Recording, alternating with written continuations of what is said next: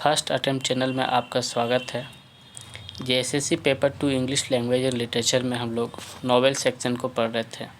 अभी तक हम लोग ने 2 नॉवेल्स को कंप्लीट किया है। पहला है फास्टिंग फीस्टिंग और दूसरा नॉवेल है आपका painter of signs R K. Narayan का। आज हम लोग उसी सीरीज में तीसरा novel the old man and the sea को पढ़ने जा रहे हैं। The old man and the sea Ernest Hemingway का द्वारा लिखा हुआ नॉवेल है, ठीक है। और अर्नेस्ट हेमिंग्वे एक अमेरिकन राइटर हैं, अमेरिकन नॉवेलिस्ट हैं, ठीक है। ये the old man and the sea जो है 1952 में पब्लिश हुआ था और ये एक नोवेला है, ठीक है। क्या है? नोवेला है। नोवेला कहते हैं शॉर्ट नॉवेल को, ठीक है, यानी कि शॉर्ट स्टोरी से थोड़ा सा बड़ा और नॉवेल से थोड़ा सा छोटा, ठीक है, उसको हम लोग नोवेला बोलते हैं। ये जो नॉवेल है इसका सेटिंग हैवाना क्यूबा में है, ठीक है। क्यूबा में एक जगह है हैवाना, वहाँ पे इसका सेटिंग है, ठीक है। इसका जो प्रोटैगनिस्ट यानी कि जो मेन कैरेक्टर है उसका नाम है Santiago and he is a old fisherman, ठीक है। तो यहाँ तक हम लोग ने देखा, ठीक है। अब बढ़ते हैं आगे। इस नॉवेल में जो मेजर जो कॉन्फ्लिक्ट कह सकते हैं एक तरफ मान के चलिए, तो सेंटियागो जो फिशरमैन है वो उसका स्ट्रगल कैसे वो मतलब कि एक फ़िश को पकड़ता है और उसके साथ कैसे उसका स्ट्रगल मतलब कि फ़िश के साथ कैसे स्ट्रगल होता है, ठीक है, उसको किनारे तक लाने में, या उसके साथ क्या क्या प्रॉब्लम्स फेस करता है वो अपने इस फिशिंग में, ठीक है। उस प्रॉब्लम को यहाँ पे, उस सिचुएशन को यहाँ पे दिखाया गया है, ठीक है। अगर बात करें इस नॉवेल के मेजर थीम्स का, तो 3 मेजर थीम्स है। पहला हो गया the honour in struggle, defeat and death and pride as a source of greatness, ठीक है। ये 3 मेजर थीम्स इसमें डिस्कस किया गया है। अभी तक हम लोग ने क्या क्या डिस्कस किया? पहला चीज़ कि the old man and the sea is written by Ernest Hemingway. Second one, it is published in 1952।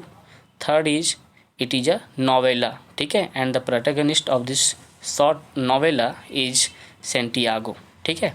तो यहाँ तक हम लोग ने देख लिया। अब बढ़ते हैं थोड़ा सा आगे, ठीक है, नॉवेल पे। नॉवेल को स्टार्ट करने से पहले शॉर्ट इंट्रोडक्शन अर्नेस्ट हेमिंग्वे के बारे में जान लेना ज़रूरी है, ठीक है। अर्नेस्ट हेमिंग्वे जैसा कि आप लोग को पहले भी बताया, उनका बर्थ अमेरिका में हुआ था। जुलाई 21 1899 में उनका बर्थ हुआ, ठीक है। He was a son of country doctor, ठीक है, एंड ए ओपेरा सिंगर। उनकी जो मदर थी एक ओपेरा सिंगर थी और उनके जो फादर थे वो कंट्री डॉक्टर थे, ठीक है। And during the first world war he served as a ambulance driver, ठीक है। फर्स्ट वर्ल्ड वार के टाइम में उन्होंने एक एम्बुलेंस ड्राइवर के रूप में अपना सर्विस दिया था, ठीक है। उनका जो ब्रेक थ्रू हुआ यानी कि लिटरेचर में जो ब्रेक थ्रू यानी कि फर्स्ट नॉवेल जो था वो द सन अल्सो राइजेज था। और ये जो सन अल्सो राइजेज है 1926 में पब्लिश हुआ था। ये नॉवेल बहुत ही फेमस हुआ और इसके थ्रू से उनको बहुत ही वाइड एक्लेम मिला, ठीक है। बहुत अप्रिसिएट किया गया उनके राइटिंग को, ठीक है। और इसके वजह से उनको पूरे वर्ल्ड में एक रिकग्निशन मिला। Hemingway often deliberately sought dangerous, adventurous and risky situations. He loved big game hunting in Africa and bull fighting, ठीक है। उनको बुल फाइटिंग और पिग गेम वगैरह जो है, जो एडवेंचरस गेम था वो बहुत पसंद आता था, ठीक है। इसके अलावा उन्होंने 2 प्लेन क्रैशेस को भी झेल चुका था अपनी लाइफ में, ठीक है। And often right his novel under intense psychological pressure. और अपने नॉवेल्स को बहुत ही इंटेंस साइकोलॉजिकल मतलब मनोवैज्ञानिक प्रेशर में अपने नॉवेल्स को वो लिखते थे, ठीक है। अल्कोहलिक भी थे एंड डिप्रेशन से भी गुजर रहे थे, ठीक है। ये आप देख सकते हैं फिगर उनका अर्नेस्ट हेमिंग्वे का। ओके, चलिए यहाँ तक क्लियर है। 1954 में उनको नोबेल प्राइज़ मिला लिटरेचर के लिए, ठीक है। याद रखिएगा, ये पॉइंट बहुत ही इंपॉर्टेंट है। 1954 में नोबेल प्राइज़ मिला लिटरेचर का, ठीक है। हेमिंग्वे जो है उन्होंने 4 टाइम्स शादी किया, ठीक है। एंड उनका जो डेथ है उन्होंने सुसाइड अटेम्प्ट कर लिया था अपने शॉटगन से शूट करके, ठीक है। तो ये उनका एक ब्रीफ लाइफ स्केच था। क्या क्या अभी तक देखें, ठीक है। जो इम्पोर्टेंट है चीज़ याद रखिएगा कि बर्थ जो है वो जुलाई 21, 1899 में हुआ था, यूएसए, ठीक है। याद रखिएगा, सिर्फ यूएसए याद रखिएगा। द सन ऑल्सो राइजेज 1926 में पहला नोबेल पब्लिश किया, द सन ऑल्सो राइजेज, ठीक है। उनके उसी के थ्रू से उनको ब्रेक थ्रू मिला, ठीक है। 1954 में उनको नोबेल प्राइज़ मिला, ठीक है, लिटरेचर के लिए। और उनका जो डेथ है वो जुलाई 2 1961 में कैसे हुआ था, क्योंकि उन्होंने सुसाइड कर लिया था, अपने शॉटगन से उन्होंने खुद को शूट कर लिया था, ठीक है। चलिए यहाँ तक आई होप कि समझ में आया होगा। अब आते हैं स्टोरी को आगे बढ़ाते हैं, ठीक है। तो जैसा कि पहले ही बता दिए थे कि सेंटियागो जो प्रोटैगनिस्ट है इस नोवेल का, ठीक है, वो 84 डेज से, ठीक है, वो फिशिंग का काम करता था, ठीक है। वो मतलब सी में जाता था और वहाँ से मछली पकड़ कर के लाता था, यही उसका मेन काम था, ठीक है। अब वो 84 डेज से, ठीक है, 84 डेज से वो विदाउट कैचिंग एनी फिश, मतलब कि वो बिना फिश पकड़े 84 डेज से था, ठीक है। तो एक तरफ से मान सकते हैं कि वो बहुत ही अनलकी था। The story is set in a small fishing village Cuba where Santiago lives in a modest hut, जहाँ पे वो एक हट में रहता है। Unlucky Santiago did not able to catch a fish for 84 days. How many days? 84 days, ठीक है। He is determined to prove himself and restore his reputation, ठीक है। तो 84 डेज से फिश नहीं पकड़ने की वजह से उसका जो मतलब कि रेप्यूटेशन पे एक तरह से कह सकते हैं कि लोग उस पर क्वेश्चन उठाने लगा था, ठीक है, कि क्या यार क्या मछुआरा है तुम, है ना, कि 84 डेज से तुमको मछली नहीं पकड़ पाया है।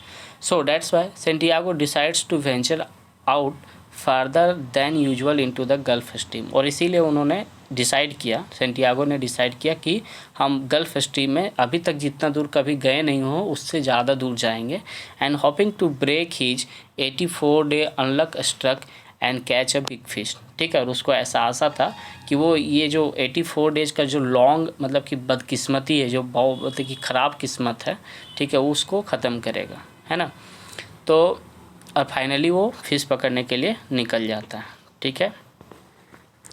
So he prepares a small ship को यहाँ पे स्किफ बोला गया and set sail early in the morning, और मॉर्निंग में निकल जाता है, ठीक है। तो जिस दिन वो निकलता है फिश पकड़ने के लिए, पहला दिन तो वो विदाउट मतलब कैचिंग एनी फिश, पहला दिन तो उसका बिना कि कोई मछली पकड़े हुए गुजरता है। सेकेंड डे उसको ऐसा फील होता है, ठीक है, जो मतलब कि जो रस्सी मतलब कि जो धागा वो डाला हुआ रहता है, ठीक है, जिससे रस्सी पकड़ता है, तो वो ऐसा फील करता है कि he feels a tug on his line, वो अपने लाइन में टग का मतलब कि खिंचाव महसूस करता है, indicating that he hooked a large fish, ठीक है। और उसको ऐसा फील होता है कि उसने किसी लार्ज फिश को पकड़ा है। He engages in a fierce struggle with the marlin एक फ़िश है, ठीक है। मार्लिन को पकड़ा हुआ, देखिए ये इसी फ़िश को मार्लिन बोला जाता है। इसका जो आगे का जो पार्ट है वो बहुत ही नुकीला रहता है, ठीक है, और 8 to 10 feet long in size, ठीक है। ये मार्लिन को पकड़ लेता है और उस मार्लिन को के साथ वो बहुत ही स्ट्रगल कर रहा है, क्योंकि मार्लिन बहुत बड़ा है, ठीक है। और वो भी मार्लिन भी अपने आप को बचाने का कोशिश कर रहा है, क्योंकि मतलब कि कोई मछली जब पकड़ाता है तो वो अपने आप को बचाने का कोशिश करता है। तो सिमिलरली यहाँ पे दोनों एक दूसरे का मतलब कि ये भी उसको पकड़ने का कोशिश कर रहा है और ये खुद को बचाने का कोशिश कर रहा है, ठीक है। The battle of Santiago with the marlin becomes a test of his strength, skill and endurance, ठीक है। उसके स्किल का टेस्ट था, एक तरफ से कह सकते हैं कि उसके स्ट्रेंथ का टेस्ट था और उसके इंडोरेंस मतलब सहनशीलता का टेस्ट था। He goes through the intense physical pain and फैटिक, ठीक है, बहुत ही फिजिकल मतलब बहुत फिजिकल पेन होता है। अभी लास्ट डे जो इंडिया अफगानिस्तान में मैच जो हो रहा था उसमें अगर आप लोगों ने मैक्सवेल का इनिंग को याद होगा, तो मैक्सवेल भी कितना मतलब कि उसको बहुत ही एक्सट्रीम कह सकते हैं कि बहुत पेन हो रहा था, बट फिर भी वो हार नहीं माना। तो ये भी सिमिलरली यहाँ पे सेंटियागो भी हार नहीं मानता है, ठीक है। बहुत पेन हो रहा था, बहुत फैटिक, बहुत थक भी गया था, and but he determined to conquer the marlin, लेकिन वो ठान लिया था कि हमको किसी भी तरह से मार्लिन पे विजय प्राप्त करना है, मार्लिन पे जीतना है, ठीक है। तो वो बिना हार मानते हुए अपना स्ट्रगल को जारी रखता है। The fish emblem of nature's power drags Santiago ship वहीं पे शिप जो फिश था वो भी हार नहीं मान रहा। तो वो क्या किया कि वो बहुत ही बड़ा साइज में था, तो इसका सेंटियागो के शिप को खींच के समुद्र के अंदर ले गया, है ना। And he is testing his resilience, ठीक है, उसको उसकी झेलने की शक्ति का ये टेस्ट कर रहा था। कौन? फिश, ठीक है। At this point both Santiago and marlin were struggling for survival, ठीक है। दोनों सेंटियागो और मार्लिन दोनों, ठीक है, फाइट मतलब कि दोनों अपने लाइफ को बचाने के लिए, ठीक है, एक दूसरे से लड़ रहा था, एक दूसरे से स्ट्रगल कर रहा था।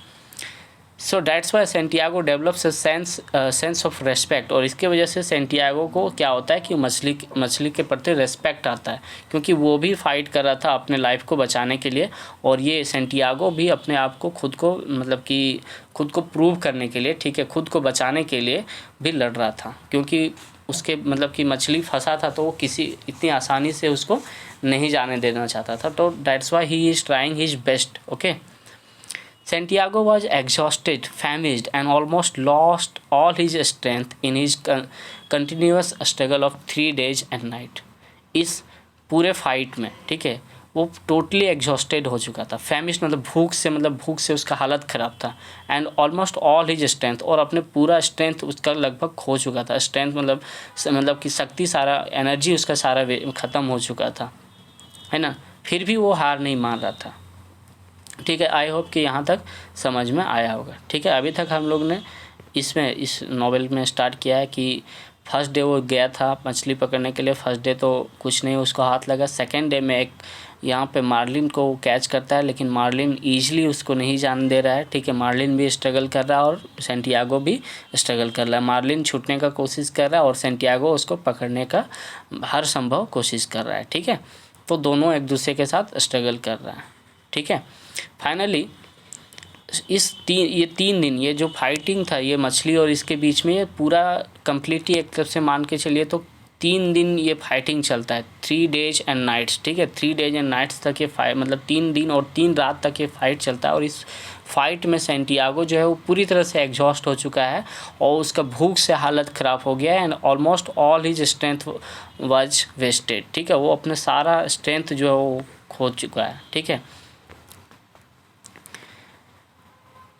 But still he manages to kill the marlin, restore all his capacities in a very extreme and unfavourable condition, ठीक है। लेकिन इसके बावजूद भी वो सारे स्ट्रेंथ को रिगेन करता है, एक बार रिकलेक्ट करता है, ठीक है, और फिर से फाइट करने का कोशिश करता है ना। और फाइनली वो मछली को पकड़ लेता है। मछली को मतलब कि पकड़ लेता है, फाइनली पकड़ लेता है। बट ठीक है, मछली के ऊपर उस मतलब कि कह सकते हैं कि उस मार्लिन के ऊपर उसको विजय प्राप्त होता है, ठीक है। बट लेकिन उसका जो ट्रायम्फ था यानी कि विजय था वो बहुत ज़्यादा देर तक टिकने वाला नहीं था। क्यों? ऐसा क्यों हुआ? Because he turn into a huge loss when the sharks attack towards the blood of the marlin, ठीक है। जब शार्क का वहाँ पे अटैक हो जाता है, ठीक है, उस मार्लिन के ऊपर, तो इसके वजह से क्या होता है कि उसका जो मतलब कि जो ट्रायम्फ था वो जो अभी तक जीता हुआ था, मार्लिन जो ऐसा फील कर रहा था कि हम इस बैटल में जीत रहे हैं, तो उसका ये जो ट्रायम्फ था वो ज़्यादा देर तक नहीं चला, ठीक है। और इसका जो मार्लिन था उसको कौन अटैक कर दिया? शार्क मछली उस पर अटैक कर दिया, ठीक है। And it a large portion of it, और इसके अलावा अटैक करने के साथ ही साथ उस पोर्शन मतलब कि मछली के बहुत से बड़े हिस्से को वो खा लेता है। कौन? शार्क मछली, ठीक है। Finally Santiago come to the shore dragging the skeleton remains of the marlin, ठीक है।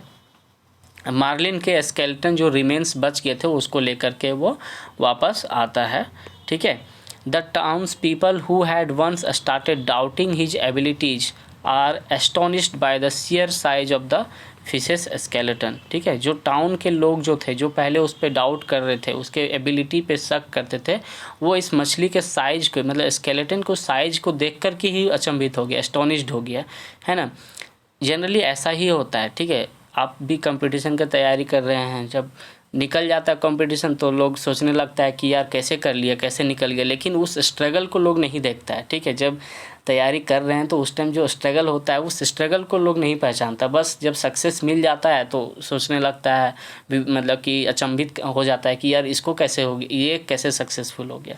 ठीक है, तो मार्लिन का जो स्टोरी है एक तरफ से मान सकते हैं कि एक एस्पायरेंट का स्टोरी है। ठीक है, चलिए तो आगे बढ़ते हैं। आई होप कि यहाँ तक समझ में आया होगा। ठीक है, मेलोनिल अब यहाँ पे होता है कि सब उस पर मतलब कि आश्चर्य करने लगता है कि यार इतना बड़ा मछली वो कैसे पकड़ लिया, कैसे फंसा लिया।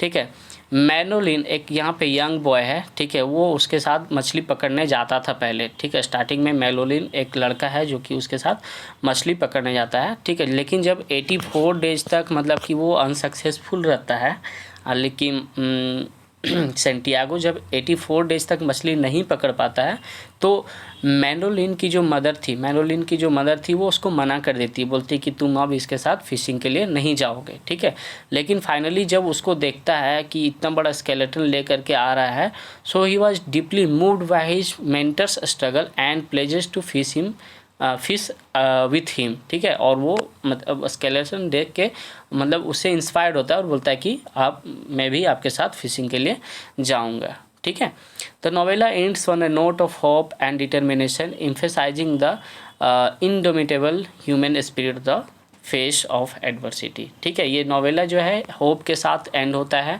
ठीक है, जो ह्यूमन देखिए प्रॉब्लम कितना भी बड़ा क्यों ना हो, ठीक है, जो ह्यूमन का सोचने का एबिलिटी है, ठीक है, उसका स्ट्रेंथ है, उसके सामने छोटा ही है। ठीक है, तो इसी नोट के साथ ये नोवेला ख़त्म होता है। ठीक है, आई होप कि ये वीडियो मतलब कि थोड़ा सा इंस्पायरिंग लगा होगा। ठीक है, अच्छा भी लगा होगा। ठीक है, तो ये स्टोरी यहाँ पे ख़त्म हो जाता है। चलिए, आई होप कि समझ में आया होगा। ठीक है, अब अगर बात करें इसके लेसन्स का कि क्या हमको इस मतलब कि इस नोवेल से क्या लेसन्स मिलता है, तो all man in the sea जो है टीचेज वैल्यूएबल लेसन्स अबाउट परजीवेरेंस। हम लोग का झेलने का क्षमता कितना हम लोग मतलब कि सहन सकते हैं, कितना सह सकते हैं या कितना झेल सकते हैं। ठीक है, हमारी जो कह सकते हैं कि सहन शक्ति कितना है, ठीक है, उसको यहाँ पे टेस्ट किया गया है इस नोवेल के थ्रू से। It explores the theme of inner strength. ठीक है, यहाँ पे इनर स्ट्रेंथ को भी चेक किया गया कि ह्यूमन का इनर स्ट्रेंथ कितना है ना। और इसके अलावा थीम्स ऑफ सेल्फ कॉन्फिडेंस। ठीक है, सेल्फ कॉन्फिडेंस का भी थीम यहाँ पे निकल करके आता है ना। झेलने का क्षमता और निरंतर प्रयास करते रहते हैं। परजीवेरेंस मतलब क्या होता है कि निरंतर जो प्रयास करते रहते हैं। ठीक है, किसी भी चीज़ को किसी भी एम तक पहुँचने के लिए हम लोग कितना बार हम लोग कोशिश कर रहे हैं, उसका यहाँ पे टेस्ट किया गया है। ठीक है, तो ये सब कुछ थीम्स है, ठीक है, जो कि इस नोवेल में दर्शाया गया है। ठीक है, चलिए, आई होप कि ये वीडियो समझ में आया होगा। Thank you. अगर ये वीडियो अच्छा लगा होगा तो प्लीज़ लाइक, शेयर और सब्सक्राइब करें। Thank you so much.